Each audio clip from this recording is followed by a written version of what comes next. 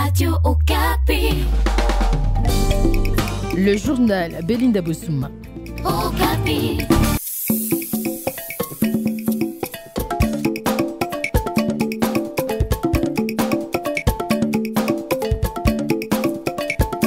Les miliciens Maï-Maï sèment la terreur dans certains coins du Katanga. Conséquence, 5 villages sont vidés de leurs habitants depuis 3 jours. Pour l'heure, on compte un bébé tué, un commandant de la police et sa femme enlevée. Province orientale, seulement 17% des travaux de maintenance réalisés en 2012 sur la nationale numéro 4 à Kisangani. Constat du gouverneur intérimaire, c'est suite aux plaintes des usagers sur le mauvais état de cette route. En culture, nous parlerons de ce nouvel ouvrage qui retrace l'histoire des armées de la RDC de 1885 à 2012. Son auteur est Jean-Jacques Wondo.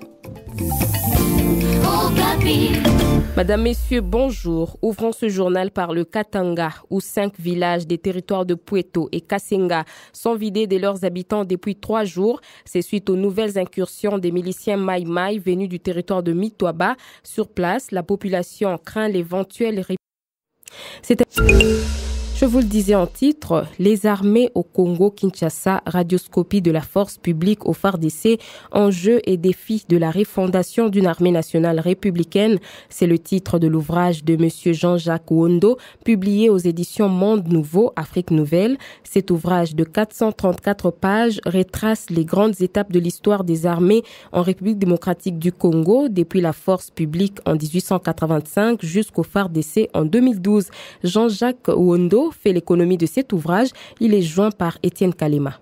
L'idée maîtresse dans ce livre est de montrer le rôle et la fonction centrale de l'armée comme un pilier, sinon une courroie de la modernisation d'un État en voie de développement, d'où cette analyse approfondie appelée radioscopie. Cette radioscopie part de la période précoloniale, depuis que l'État indépendant du Congo existe en 1885, jusqu'au FARDC, donc décembre 2012, parce qu'il fallait s'arrêter quelque part. L'idée est de remettre l'armée au centre même de la constitution d'un État. Et nous venons avec des théories tirées des sciences sociales, des relations internationales, pour montrer le rôle de l'armée comme fondateur de l'État. Or, nous savons que l'État est la forme la mieux organisée pour une société de pouvoir organiser la vie de ses concitoyens. Or, pour avoir cet État qui permet aux populations d'avoir un certain bien-être, il faut constituer cette armée. Et là, la première partie démontre en détail tous les problèmes auxquels ces armées se sont confrontées.